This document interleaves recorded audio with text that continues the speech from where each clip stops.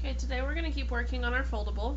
So yesterday we talked about how to go from fractions to decimals to percents. So we did fraction to decimal, and we remember with that we just divide the numerator by the denominator by putting a top dog in the house and adding zeros where we need to until we determine that it's either a terminating decimal or a repeating decimal. And then to go from decimals to percent, we just move the decimal place 2 places to the right and add the percent sign. So let's go backwards. We went fraction to decimal. Now let's go backwards. Let's go decimal to fraction. So if I start with the decimal and I go to the fraction, you're going to write the decimal value in the numerator and the place value in the denominator. Let me show you what that looks like. Basically, you're just going to say each of them out loud. So let's give my first example. Let's say I have 5/10. So I'm going to write 0.5. That's the way I would say that out loud is 5/10, right? The 5 is in the tenths place. So the way I would write that is 5/10. It's that easy. So from there I would just need to simplify it. Can I simplify this at all? And the answer is yes. The quickest way to do that is to know that 5 is half of 10. So that simplifies to 1/2. I could also look for a common number that I could divide them both by. So if I divide 5 by 5, that's 1, and 10 divided by 5 is 2. Okay, let's try another one. Let's say I have 0.35. The way I would say that is 35 hundredths, because the 5 falls in the hundredths place. So the way I would write that is 35 hundredths. Can I simplify that? Well, I know that I can simplify it because each number ends in either a 5 or a 0, which means they're both divisible by 5.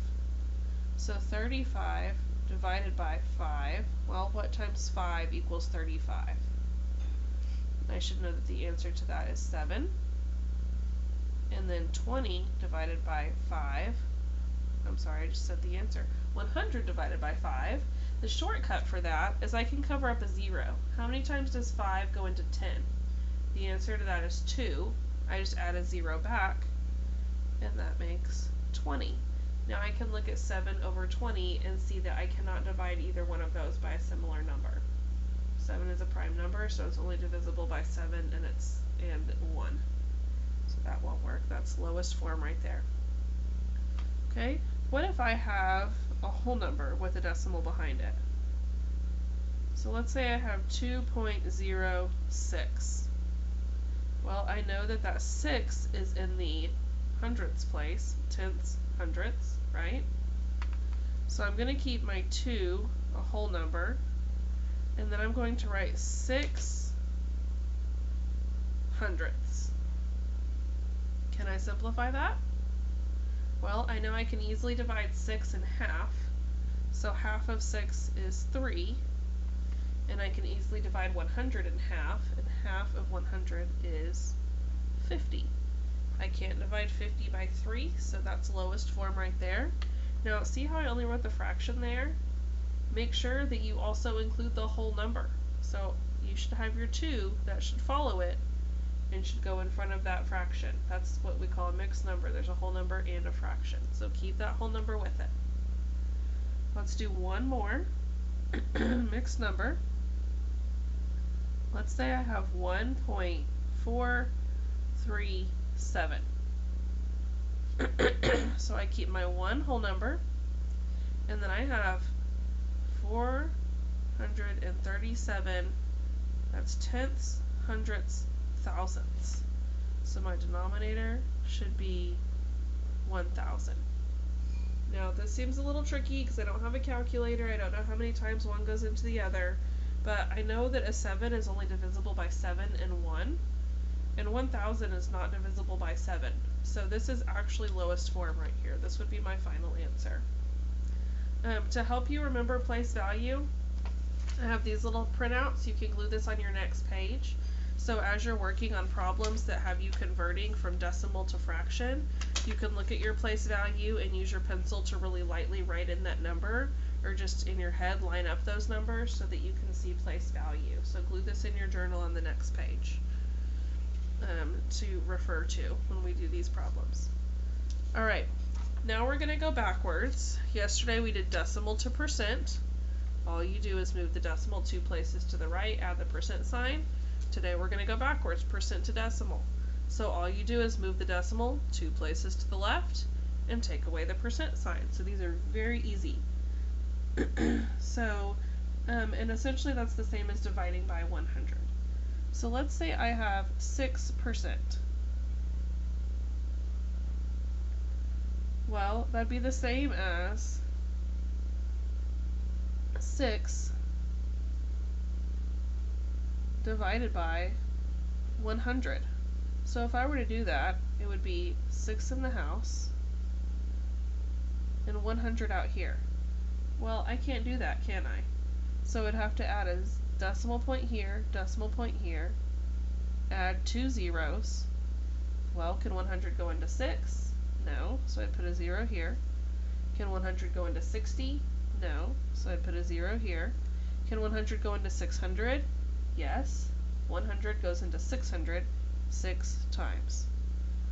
So that means my answer is 0.06. That would be the same as if I got my pencil,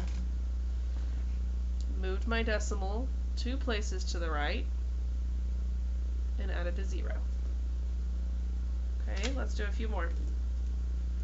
If I have 19%, that would be the same as, you can add that first 0 if you want, 0.19. That would be the same as getting my decimal, or getting my percent, moving it 2 places to the right, and then taking away that percent sign, right? Okay, let's do, what if I have a big percent? What if I have 362%?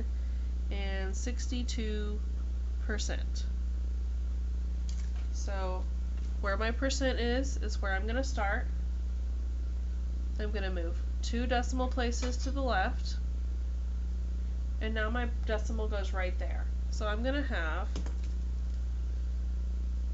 3.62. Do not get confused. I promise you, if this was a multiple choice question on a test, they would have 362 as an answer choice. Don't fall for the trick. Make sure you always get your pencil and move it 2 to the left. So let's do one more big one like that. 836%. So I'm going to start with my decimal point right here where the percent sign is, move it 2 to the left, and then copy that number over without the percent sign. So I have 8.36. Easy enough, right? Okay, so today we are going to spend the rest of class practicing converting